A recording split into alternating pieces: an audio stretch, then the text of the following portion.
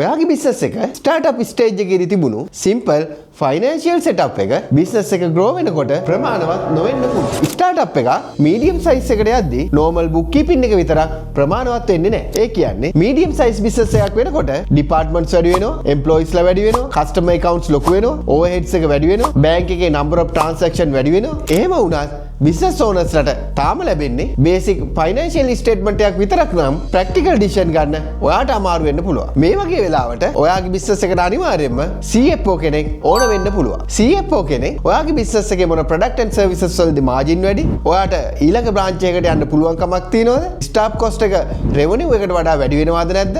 මොන ඩිපාර්ට්මන්ට් එකද ප්‍රොෆිටබල්? වගේම බිස්නස් එකේ ෆයිනෑන්ෂියල් හෙල්ත් එකත් ක්ලියර්ලි අයිඩෙන්ටිෆයි කරන්න හෙල්ප් කරනවා. ෆින්ඩොක්ස් අපි virtual CFO consulting හරහා ඔයාගේ බිස්නස් එකේ බජටින් එක, forecasting, cash flow analysis, management report හරහා බිස්නස් එක ඇත්තටම perform වෙන්නේ කොහොමද කියලා clear picture එකක් ගන්න ඔයාට උදව් කරනවා. බිස්නස් එක grow කරනවා වගේම financial structure එකත් grow කරන්න ෆින්ඩොක්ස් අපිට අදම කතා කරන්න.